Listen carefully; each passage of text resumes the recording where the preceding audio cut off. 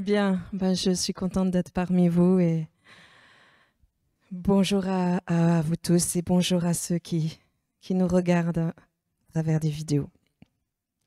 Soyez pleinement bénis.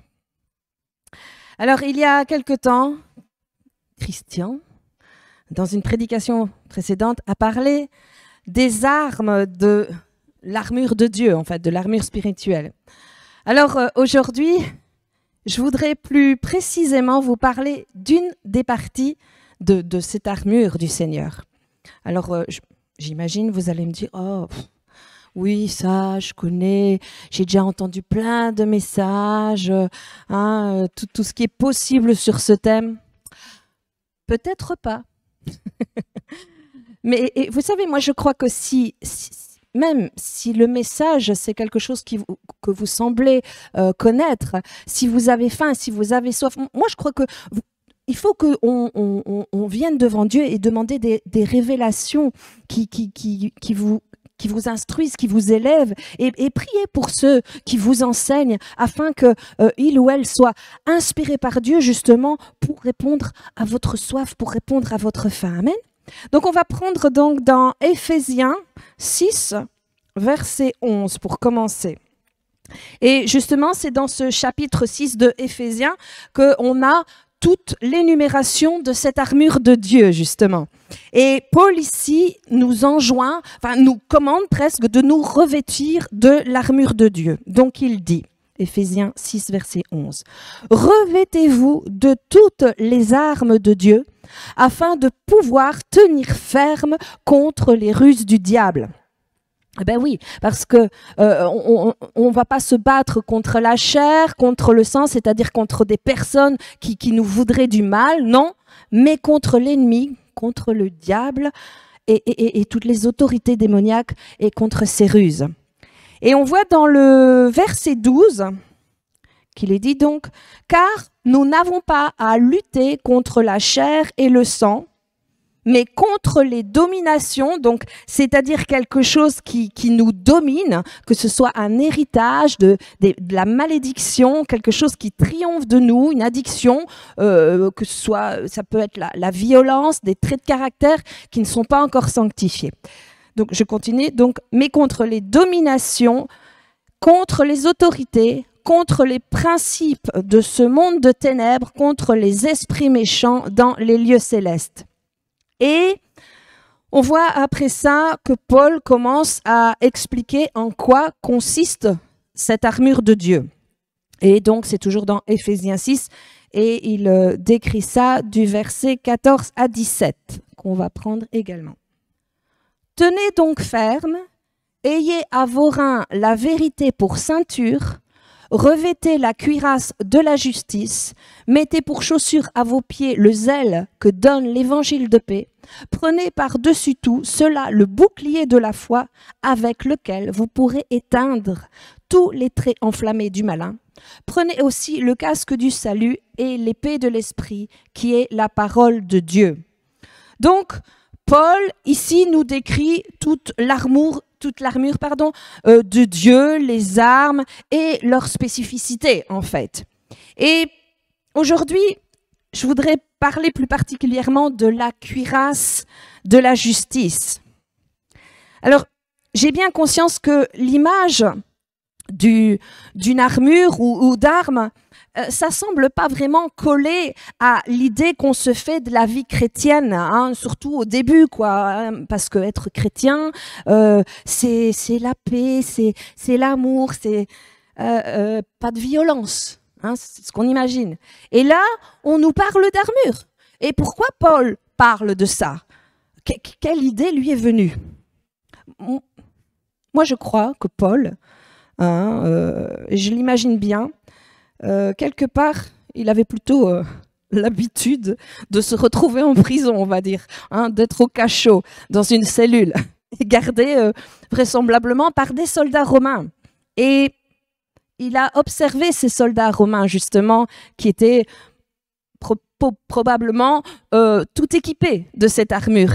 Et il pouvait voir, il pouvait l'observer, comment était constituée cette armure et en quoi elle consistait. Il a pu examiner les différentes parties de ces armures et distinguer qu'il y avait une cuirasse qui couvrait le torse de l'homme, de la base du cou jusqu'à la ceinture. Et vous savez, moi je crois que Paul était un homme qui était en connexion constante avec le Saint-Esprit. Et un petit peu au travers de ces situations, il a dû demander au Saint-Esprit, mais tu veux que je comprenne quoi là, au travers de ce que je suis en train de vivre en prison? Qu'est-ce que tu veux m'enseigner? Et de cette situation, à mon avis, qu'il pouvait observer, il tirait des enseignements. Et là, le Saint-Esprit lui a parlé de la cuirasse de la justice. Alors, pourquoi est-ce que Dieu a choisi d'appeler ça la cuirasse de la justice? Et une cuirasse, qu'est-ce que c'est? Une cuirasse, en fait, c'est pour protéger l'homme, protéger le soldat, mais surtout pour protéger les organes vitaux qui se trouvent dans le tronc, mais principalement le cœur. Parce que vous savez que la Bible nous dit que dans toutes les ruses du diable, ce que Satan cherche à faire, plus que toute autre chose, c'est d'attaquer notre cœur. On va prendre Proverbe 4, verset 23. Garde ton cœur plus que toute autre chose, car de lui viennent les sources de la vie. Est-ce qu'on comprend bien ce verset? Est-ce qu'on connaît ce qu'est le cœur réellement? J'ai lu dans une revue scientifique, il n'y a pas très longtemps, quelque chose qui m'a fortement interpellée au sujet du cœur. Et je l'ai pris, je l'ai imprimé, et je vais vous le lire parce que c'est rédigé tel quel, mais en tant que chrétien, moi je crois que vous allez pouvoir lire entre les lignes. Et les termes qui sont utilisés ne sont pas de moi. Et ça parle, le cœur, notre premier cerveau. Je vais vous lire l'article. Le cœur est notre premier cerveau, le siège de notre intelligence intuitive. Quand on évoque l'intelligence, l'association avec le cerveau est immédiate. Notre cerveau est en effet intrinsèquement lié à notre capacité à raisonner ainsi qu'à nos émotions. On sait que toutes les activités que nous entreprenons font intervenir le cerveau. Lorsque nous réalisons des tâches demandant une conduite intelligente, la partie qui entre principalement en action est le cortex cérébral latéral dans l'un ou l'autre hémisphère, parce que notre cerveau est fait de 2 hémisphères de cet organe. Ce sont les conclusions d'une équipe de chercheurs des universités de Cambridge en Grande-Bretagne et de Düsseldorf en Allemagne dans les années 2000. Ces chercheurs ont bien identifié qu'il y avait une région du cerveau utilisée généralement pour effectuer une tâche faisant intervenir l'intelligence. Notre cerveau est donc acteur dans le processus de l'intelligence. Mais quel est donc le lien avec le cœur? Pourquoi parle-t-on d'intelligence du cœur? On nous a appris que le cœur est une pompe dont le rôle est d'envoyer le sang dans notre corps. Mais cette activité est la moins intéressante puisqu'en plus de cela, notre cœur a d'autres fonctions beaucoup plus essentielles. En premier lieu, le cœur produit des hormones qui sont diffusées dans notre corps à travers les ondes de pression dans le sang. Je vais passer après parce que c'est technique, qui harmonisent le cœur et le cerveau, les faisant fonctionner de concert. En 1991, des scientifiques ont découvert 40 000 cellules spécialisées dans le cœur humain. Ce sont des neurones sensoriels, identiques aux neurones du cerveau. Mais leur particularité est qu'ils sont dans le cœur. Ces neurones sont concentrés de telle façon qu'ils forment un véritable réseau neuronal autonome. Et ce qui a fait dire aux scientifiques que nous avons un petit cerveau dans le cœur. Mais son rôle et son impact ne sont en aucun cas à minimiser. En effet, ces scientifiques ont mis en évidence que ces neurones sensoriels présents indépendamment de ceux de notre cerveau sont capables de ressentir et de se souvenir dans son intervention. Cela signifie que toutes les expériences que nous vivons, les agréables comme les moins agréables, sont enregistrées aux deux endroits, dans notre cerveau et dans notre cœur. Elles sont enregistrées, et je cite, c'est pas moi qui ai rajouté, elles sont enregistrées dans l'esprit du cerveau et dans l'esprit du cœur. Si nous vivons un traumatisme, il reste enregistré aux deux endroits. Et si vous soignez ce traumatisme uniquement en utilisant des pensées issues de votre mental, votre guérison ne sera pas complète. D'un point de vue purement structurel, notre cœur et notre cerveau sont connectés ensemble par le nerf vague qui passe par la colonne vertébrale. Il a également été établi que la plupart des informations sont envoyées du cœur vers le cerveau et non l'inverse. Quelle différence y a-t-il entre l'intelligence de notre cerveau et celle de notre cœur? Nous savons à présent que le cerveau dans notre cœur pense véritablement puisqu'il est composé de neurones. Il pense indépendamment du cerveau qui est dans notre tête. Il sent, ressent, mémorise et résout des problèmes d'une façon autre que ce dernier. Le cerveau de la tête est composé d'un cerveau droit et d'un cerveau gauche. Il est polarisé. Il est basé sur le vrai et le faux, le bien et le mal, le succès et l'échec. Il est fondé sur l'ego et tous nos problèmes d'estime de soi. Notre cœur ne fonctionne pas ainsi, car ce n'est pas un organe polarisé. Quand nous apprenons à accéder à l'information par le cœur plutôt que par la polarité et l'ego de notre cerveau, cela nous aide à devenir objectifs. Quand il s'agit de résoudre nos problèmes, d'écouter ou de réagir à la critique, de partager de nouvelles idées ou d'avoir des conversations difficiles et qu'on le fait à travers l'objectivité du cœur plutôt que par la polarité du cerveau, cela nous donne du pouvoir et de meilleurs résultats au service de notre succès. En définitive, notre cœur est à considérer comme le siège de qui nous sommes. Lorsque nous l'écoutons, nous mettons en action notre intelligence intuitive. Elle est la voie royale vers le succès. Sans que nous le sachions, ni en ayant réellement conscience, notre cœur a un rôle essentiel en tant qu'autre cerveau, autonome et principal. Ce rôle nous offre l'opportunité de regarder qui nous sommes avec un éclairage différent. Comprendre les interactions insoupçonnées du cœur nous ouvre des perspectives incroyables où l'intellect ne prédomine plus. Saurez-vous écouter votre cœur et servir votre réussite? Ces neurones sont liés à une sagesse et à une intelligence qui est juste pour nous-mêmes.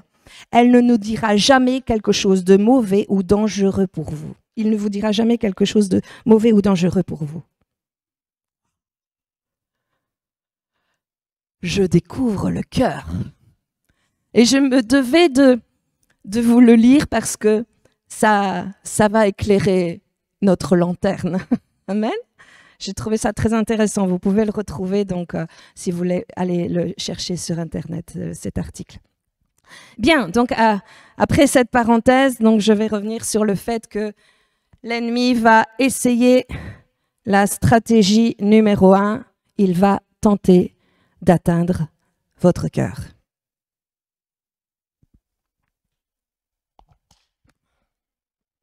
Oh, mais Dieu nous a donné une cuirasse de justice pour protéger notre cœur. Alors, pourquoi appelle-t-il cela la cuirasse de justice? Déjà, qu'est-ce que c'est que la justice? Alors, si vous vous souvenez, il y a déjà à peu près 1 an de cela, j'ai parlé justement de la justice. Alors, peut-être que au travers de ce message, il y aura des répétitions pour cet enseignement, mais c'est toujours bon. Et comme l'a dit Christian tout à l'heure, de toute façon, enseigner, c'est répéter. Amen. Donc, on a lu dans Éphésiens 6 au verset 14, à la fin du verset 14, qu'il est dit, donc, revêtez la cuirasse de justice. Et il y a quelque chose d'intéressant dans la version de la Bible complète juive. Il est dit, il y a une petite subtilité, revêtez la justice comme cuirasse. Alors, si nous devons revêtir de la justice comme cuirasse, il est bon de se poser la question, qu'est-ce que c'est que la justice? Et contrairement à ce que la plupart pensent, la justice, c'est pas que tu marches avec des bonnes actions, que tu marches de manière irréprochable, que tu marches d'une manière droite et saine, ou quand tu vas bien te conduire. Certains chrétiens pensent que pour revêtir l'armure de Dieu, avoir les armes de Dieu, pour ce qui est de la cuirasse de justice, c'est quelque chose qu'ils doivent produire dans leur attitude, dans leur comportement. Que si tu te comportes comme ceci ou comme cela, alors tu deviens juste, alors tu as cette cuirasse. Mais non, non, non, non, non. La Bible, la justice, c'est quelque chose de complètement différent. Et je vais donc vous redonner la définition de ce qu'est la justice selon la Bible, selon Dieu. Premièrement, la justice, c'est d'être acquitté, innocent et justifié devant Dieu. Être juste. Mais la justice, c'est d'être dans une position non seulement de droiture et d'innocence, mais c'est encore en plus une position de faveur. Et retenez bien cette position de droiture, d'innocence et de faveur. Elle nous appartient comme si le péché n'avait jamais existé. C'est-à-dire que dans la justice, on a reçu, je vais appeler ça le droit légal de nous approcher de Dieu, d'aller vers le Père, vers Dieu, sans honte, sans culpabilité, sans condamnation, sans peur, sans complexe d'infériorité, comme si le péché n'avait jamais existé. Je pense que là maintenant, c'est en train de vous dire, ah oui, ça me revient, j'en avais parlé, amen. Donc, voyez, cette justice est un droit légal. Et la définition de droit, c'est quoi droit? C'est fait de pouvoir exiger, de revendiquer, prendre. Et la définition de légal, c'est ça veut dire qu'il y a valeur de loi dans le monde spirituel. Et c'est bien là le problème, parce que en tant que chrétien, parfois, on ignore nos droits en tant qu'enfant de Dieu. Mais le diable, lui, il connaît très bien ces lois. Et il ne veut pas du tout qu'on les connaisse. Et il ne veut pas du tout qu'on exerce nos droits. Il veut nous faire croire tout le contraire. Mais non, cette justice, elle est un droit légal qui nous a été donné quand nous avons reçu Jésus-Christ comme notre Seigneur et Sauveur. Amen. Regardez justement ce que dit 2 Corinthiens 5, verset 21, ce que ça dit. Celui qui n'a point connu le péché, ici évidemment on parle de Jésus, il l'a fait devenir péché pour nous afin que nous devenions en lui justice de Dieu. Amen. Parce que Jésus est allé sur la croix et par son sang, il a payé le prix, la pénalité, la sanction pour tout le péché du monde, pour nous. Amen. Et quand vous acceptez Jésus, alors vos péchés ont été payés par son sang. Et vous êtes à ce moment-là, parce que vous l'avez reçu comme Seigneur et Sauveur, vous êtes déclaré justifié, irrépréhensible, innocent dans la faveur de Dieu. Oh, amen. Comme si le péché, donc, n'avait jamais existé, vous donnant le droit légal d'aller vers Dieu, de vous approcher sans condamnation, sans honte, sans la culpabilité, sans le complexe d'infériorité, mais comme un enfant de Dieu, comme un fils, une fille de Dieu, parce que le péché, il a été payé, il a été effacé par le sang de Jésus. Et il faut absolument que ça rentre. On doit retenir ça parce que c'est quelque chose de puissant. Vous savez, dans l'Ancien Testament, il y a quelque chose qui m'a un petit peu interpellée et c'est assez intéressant. Parce que lorsque les gens voulaient s'approcher de Dieu, par le biais évidemment des sacrificateurs, Dieu leur avait donné, un uniforme, on va dire, et avec c'est cité comme tel, le pectoral de jugement. C'est le nom qui est donné. Vous pouvez voir ça dans Exode 28. Et le pectoral de jugement, c'est le mot, c'est en hébreu, si je fais une faute, tant pis, sheshen, en hébreu, qui veut dire cuirasse. Donc, le souverain sacrificateur devait s'approcher vers Dieu avec le pectoral ou la cuirasse de jugement. Pourquoi? Parce que le péché, il n'avait pas encore été payé par Jésus. Et du coup, c'était par le sang des animaux, d'un agneau qu'il l'était. Mais seulement, c'était quelque chose seulement de temporaire. Alors, à chaque fois qu'ils s'approchaient vers Dieu, qu'ils allaient au temple ou au tabernacle, ils avaient toujours cette conscience du péché. Ils étaient toujours avec ce sentiment de culpabilité, de condamnation, de honte et d'infériorité. Oh, mais la bonne nouvelle, c'est que nous avons maintenant en Jésus-Christ et que nous sommes en Jésus-Christ une cuirasse de justice. Et cette cuirasse nous appartient. Nous ne devons pas la produire. Nous l'obtenons quand on accepte Jésus. Amen. Alors, pourquoi Dieu a vu nécessaire de protéger notre cœur avec cette cuirasse de justice? À cause des ruses du diable. Et Dieu sait très bien que le diable veut attaquer, détruire, dérober, dévorer, même tuer s'il le peut. Et c'est ce qu'il veut faire premièrement, c'est affecter notre cœur. Et comment il va infester notre cœur? Avec des sentiments de condamnation, avec des jugements, avec de la culpabilité, des sentences d'indignité, des pensées de honte, des raisonnements où on va se sentir inférieur. Vous voyez un petit peu ce que je veux dire, hein? Je crois qu'on connaît tous ça à un moment ou un autre, n'est-ce pas? Satan veut nous faire sentir minables, impuissants. Il veut nous faire sentir indignes de nous approcher de Dieu, de nous approcher de notre Père. Ah ouais, c'est ce qu'il veut faire. Et la Bible nous le dit dans 1 Pierre 5, verset 8. Soyez sobres, veillez, votre adversaire, le diable, rôde comme un lion rugissant, cherchant qui il dévorera. Et je voudrais souligner quelque chose d'important ici. Pourquoi est-ce que Pierre dit que le diable veut paraître comme un lion rugissant? Pourquoi? Mais parce que Jésus, lui, est le lion de Juda. Et vous savez que Jésus, le lion de Juda, va venir un jour pour juger le monde et pour juger les nations. On voit ça dans l'Apocalypse. Et la Bible nous dit dans le livre des Proverbes 19, verset 12, « La colère du roi est comme le rugissement d'un lion. » C'est terrible, hein? Imaginez quand Jésus va revenir. Lui, le lion de Juda, il va venir juger le monde, les nations, il va rugir. Parce qu'il est le roi des rois. Et les nations vont trembler. Et tous ceux qui auront refusé Jésus comme sauveur et Seigneur, ils vont trembler. Mais là, qu'est-ce que le diable fait?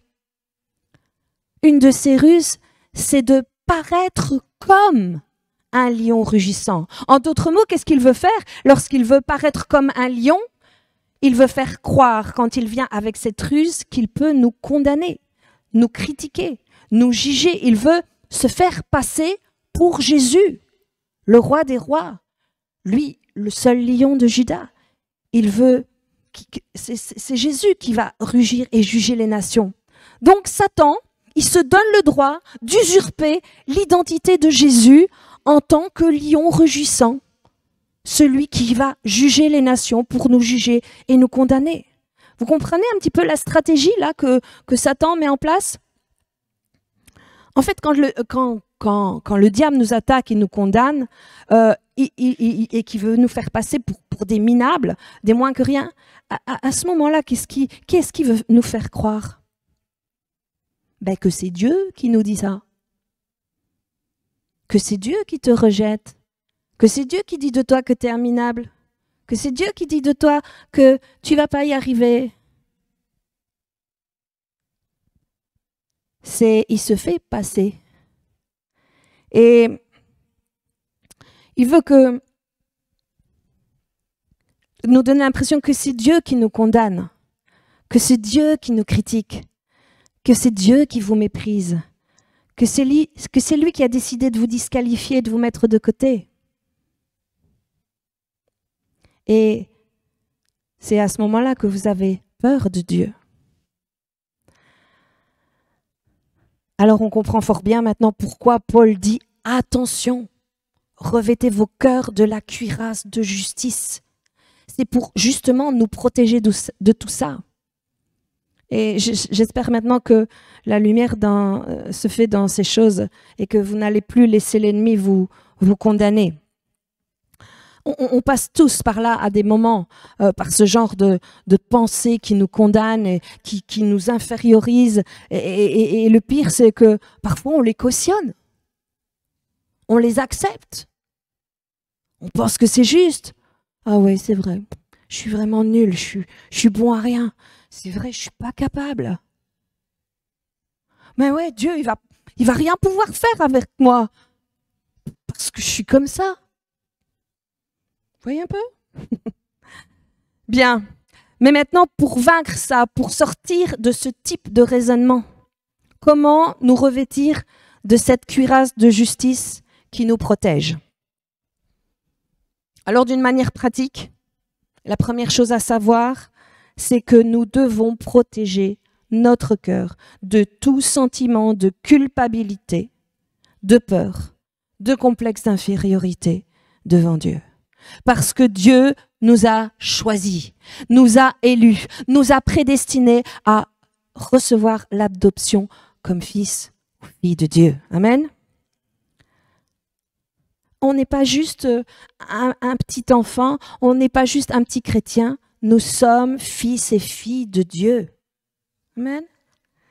Et regardez justement ce que la Bible dit dans Éphésiens 1, verset 4.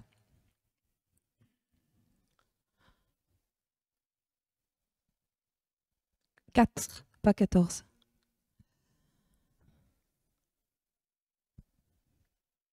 En lui, Dieu nous a élus avant la fondation du monde pour que nous soyons saints et irrépréhensibles devant lui. » Ça veut dire quoi, irrépréhensible? Qu'on ne peut reprendre, qu'on ne peut blâmer, inattaquable, irréprochable. Donc maintenant, lorsque vous avez accepté Jésus comme Seigneur et Sauveur, vous êtes devenu irrépréhensible, irréprochable, parce que vous êtes élus fils et filles de Dieu. Écoutez un petit peu même ce même verset dans la version amplifiée. Justement, cette version, elle peut peut-être nous éclairer encore plus. C'est le même verset, mais je vais vous le lire parce qu'on n'a pas la version amplifiée en projection.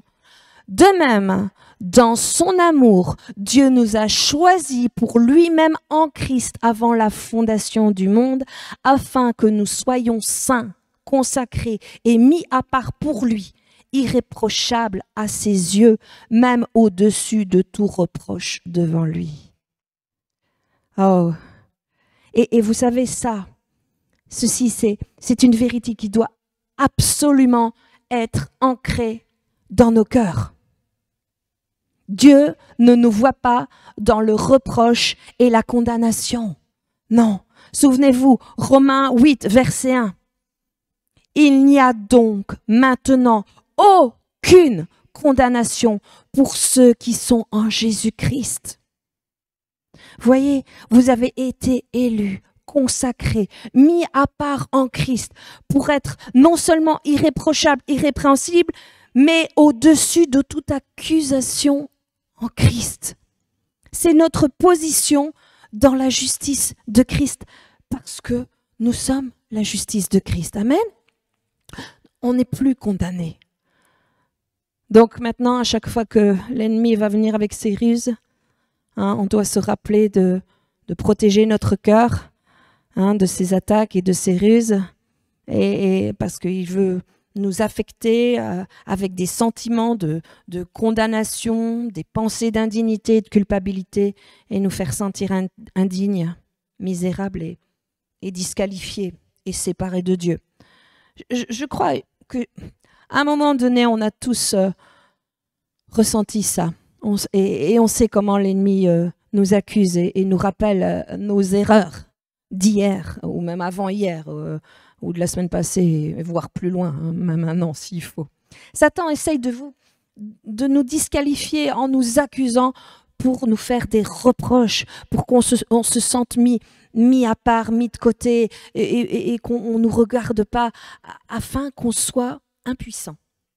Alors, qu'est-ce qu'on doit faire et revêtir pleinement cette cuirasse? Comment? La première chose, et ça paraît énorme, c'est d'accepter par la foi qu'on est juste, innocent, irrépréhensible devant Dieu. Nous devons l'accepter par la foi. Humainement, c'est pas concevable, mais par la foi. Ok, je reçois. Et je vais répéter, parce que cette justice n'est pas selon notre conduite, nos efforts, hein, ou notre comportement. Cette justice est par la foi, selon l'œuvre que Jésus a fait à la croix pour nous.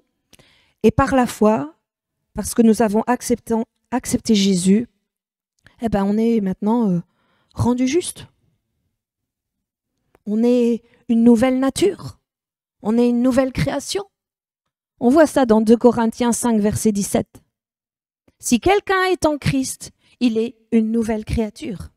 Et vous savez ça, vous devez l'accepter par la foi. Et non seulement l'accepter par la foi, mais commencer à parler comme une création, une créature qui est juste.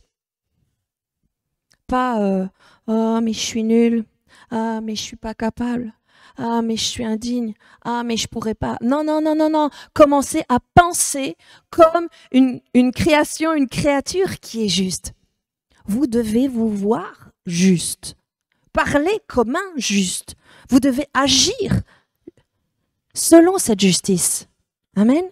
Vous devez vous rappeler de manière consciente et constamment et intentionnellement que vous êtes juste et que vous êtes la justice de Dieu. Et retenez ceci, vous ne devenez pas juste parce que vous vous conduisez bien, mais vous allez bien vous conduire et marcher droit quand vous comprenez et acceptez que vous êtes juste. Dès que vous commencez à changer votre manière de penser, de parler même, d'agir, que vous commencez à vous voir juste, à accepter cette justice, que vous avez le droit légal de vous approcher de Dieu avec assurance, parce que vous l'avez accepté par la foi, donc cette justice, cela va faire en sorte que vous allez marcher droit et marcher dans cette justice. C'est ce que la Bible nous dit. On va prendre la version d'Arby de Proverbe 23, verset 7.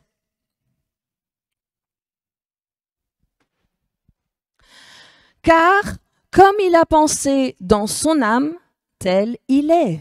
Donc, telles sont les pensées de ton âme, tel tu es. Et je rajoute, tel tu agis. Donc, pour protéger votre cœur contre toutes les attaques et les ruses du diable, vous allez devoir accepter par la foi que vous êtes juste. Et renouveler votre âme, vous voir juste, parler juste, déclarer « Je suis la justice de Dieu, je suis juste, je n'essaye pas d'être juste, je suis juste. » Amen. Alors, beaucoup acceptent toutes ces pensées que l'ennemi en imaginant être humble. Ah, mais c'est de l'orgueil que de dire que je suis sans faute et irrépréhensible. Mais vous savez que accepter ce genre de pensée, hein, et d'accusations et de dénigrement, ben c'est bafouer ce que Christ a fait pour vous. Alors, je reconnais qu'il y aura des jours où vous n'allez pas vous sentir juste du tout. Vous allez peut-être faire des erreurs, avoir des mauvaises pensées, ou faire des choses que vous n'auriez pas dû faire. Et à ce moment-là, ce que vous allez penser, ou ce que vous allez ressentir, vos émotions vont vous dire ou faire penser, ça va être interminable. Dieu te veut certainement pas. Dieu t'aime pas. Tu es incapable. Le diable va vous attaquer à ce moment-là. Alors comment réagir?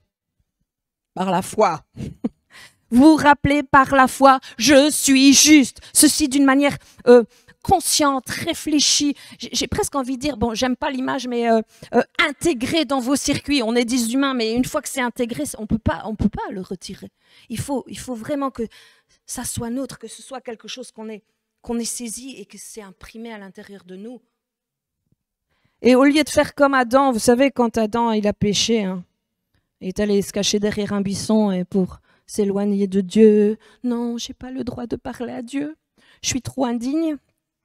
J'ai pas le droit de prier pour les malades. Je suis pas assez bien. J'ai failli. J'ai pas les droits d'exercer l'autorité. Je suis trop minable. Je suis condamné. Je suis impuissant. Non, non, non, non. Qu'est-ce que vous allez faire au lieu de tout cela? Plutôt que de vous flageller spirituellement, comme pour payer vos péchés. Hein, ça, Jésus l'a fait. Il a payé pour notre péché. Amen. Mais vous devez, par la foi, vous approcher de Dieu avec assurance au trône de grâce pour recevoir la miséricorde, la grâce, le pardon et la force en Jésus-Christ. Amen. Et quand vous vous sentez minable, quand vos émotions vous disent tout le contraire, et que tout autour de vous vous renvoie une image de vous d'impuissance, et que vous voyez injuste, et que vous vous sentez minable, c'est là que par la foi, vous vous approchez de Dieu avec assurance. Et c'est là que vous plaisez à Dieu. Ouais. Pourquoi? Comment c'est possible? Parce que la Bible nous le dit. Hébreux 11, verset 6. Sans la foi, il est impossible de plaire à Dieu. Voyez-vous, quand vous vous sentez dans cet état d'être injuste, d'être indigne, mais que par la foi, vous y allez, vous vous approchez de Dieu, vous vous approchez du trône de grâce pour recevoir le pardon et la grâce, à ce moment-là, vous marchez par la foi et vous êtes agréable à Dieu. Vous savez, c'est assez facile, on va dire. Je vais mettre des guillemets quand même. Hein. Quand vous avez prié 3 heures et que ça fait une semaine que vous jeûnez et que vous vous sentez bien parce que vous avez fait ce qu'il fallait. Hein? Vous vous sentez agréé par Dieu. C'est vrai, j'ai prié, je passe du temps avec Dieu, j'ai jeûné. Ça, on va dire quelque part, vous approchez de Dieu dans ces moments-là, ça n'exige pas vraiment de foi quelque part. Mais quand vous avez fait une erreur, quand vous vous sentez condamné, injuste, inférieur et minable, et que vous osez, malgré tout, vous approcher de Dieu sur la base de cette justice qu'on a en Jésus-Christ par la foi, eh bien, à ce moment-là, vous démontrez une grande foi.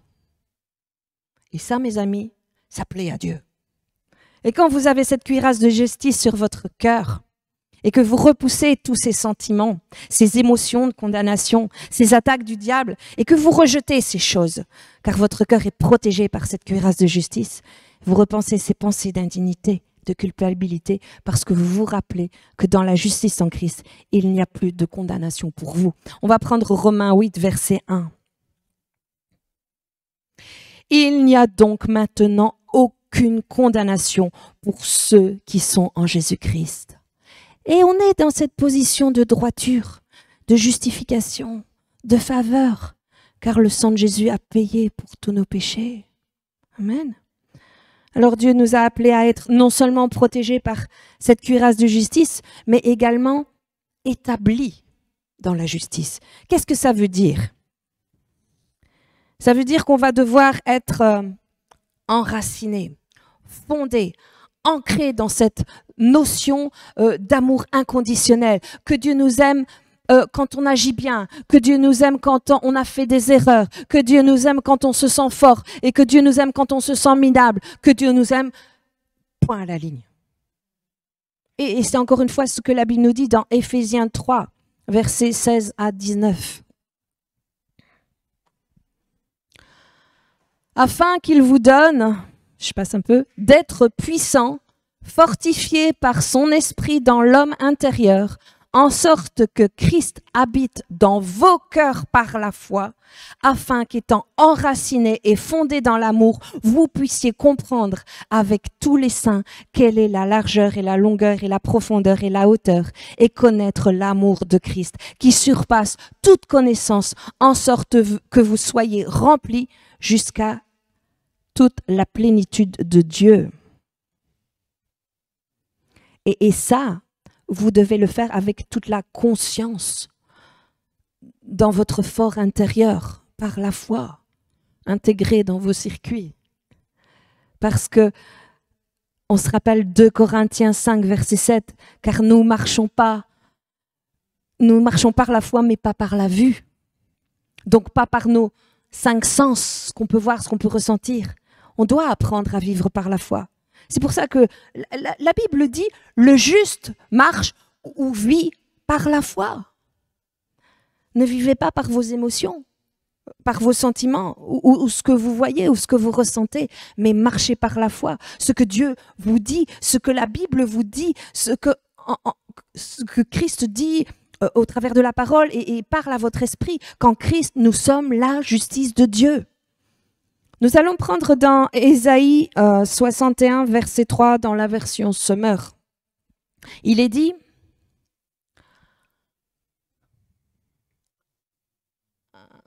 Ésaïe 61, verset 3. On n'a peut-être pas besoin de tout ça. Version Summer. Hein. Afin qu'on les appelle les chaînes de justice, la plantation de l'Éternel qui manifeste sa splendeur. Pourquoi nous appelle-t-il des chaînes de justice? Vous avez déjà vu un chêne? Vous savez, chez moi, l'endroit où j'habite, il s'appelle le quartier de la folie. Pourquoi? À cause des vents. Il y a tellement de vent à cause des vallons, ça s'engouffre et quand ça souffle. Et on dirait qu'à cause des vallons, ça crée un couloir de courant d'air et quand il y a tempête, il y a tempête. Et mon voisin, au bout de son jardin, il a un chêne, un énorme chêne. Et dans la tempête, on voit, nous on a des bambous, les bas qui tombent, c'est terrible, on voit tout qui est bousculé, mais le chêne, il y a le bout des feuilles qui tremble, mais le tronc, ça ne bouge pas. Alors, c'est vrai qu'il y a d'autres passages qui parlent des térébinthes, mais des térébinthes, j'en ai pas. Mais un chêne, j'en ai. Et c'est pour ça que j'ai pris la version Summer, mais vous comprenez l'idée. Donc le chêne, il ne bouge pas, il reste enraciné, il est fondé. Et c'est ça que Ésaïe parle. Nous devons apprendre à être enracinés dans cette justice. En plus d'avoir la cuirasse qui nous protège, il faut être enraciné dans l'amour de Dieu, dans la justice de Dieu. Et quand l'ennemi vient attaquer notre cœur, on est protégé, on est enraciné, on est fondé dans l'amour, dans la justice de Dieu, par la foi. Amen. Et toujours dans Ésaïe, dans la version Darby, 54, verset 14. Et j'aime bien ce qui est dit là. Ésaïe 54, 14. Tu seras établi en justice, tu seras loin de l'oppression, car tu ne craindras pas et d'effroi, car il n'approchera pas de toi. Qu'est-ce qu'Ésaïe nous dit?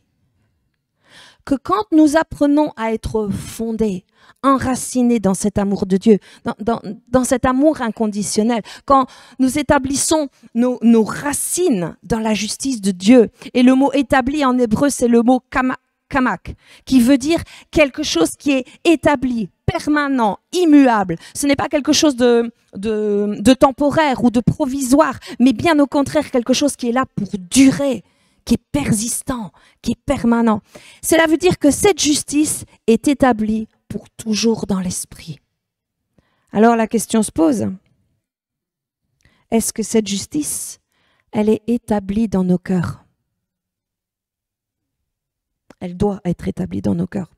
Vous devez savoir, vous devez avoir intégré ça, que vous avez ce droit légal de vous approcher de Dieu, de vous approcher du Père sans honte, culpabilité, condamnation, sans complexe d'infériorité, parce qu'au travers du sang de Jésus, vous êtes déclaré innocent, vous êtes déclaré juste dans la faveur de Dieu. On va regarder également dans Hébreux 5,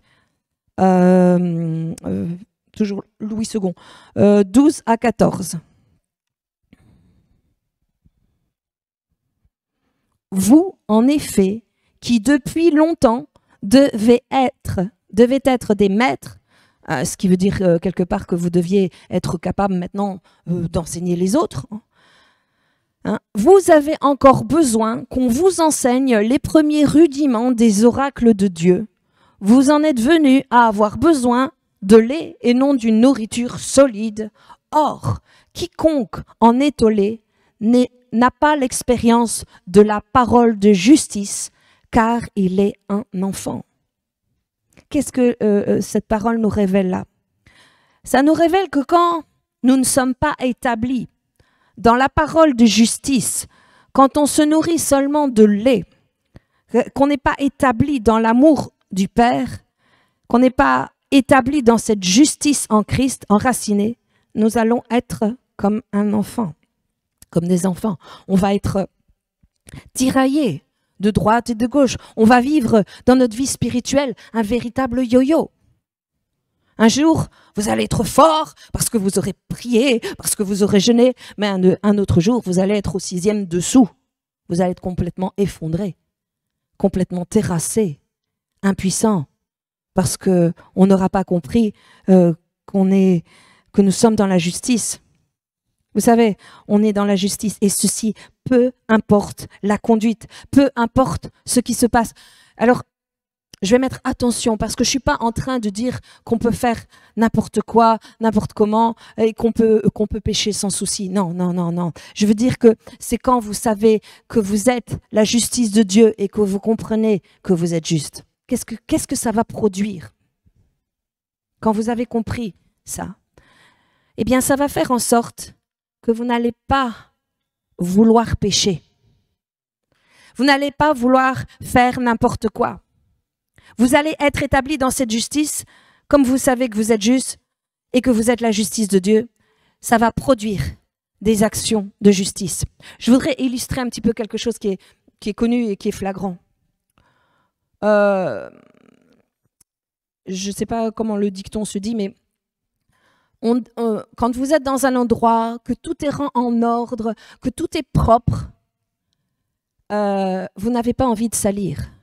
Par contre, quand vous rentrez dans un endroit où tout est déjà brouillon, en dessus-dessous et que c'est sale, si vous jetez un papier en plus, on ne verra pas la différence.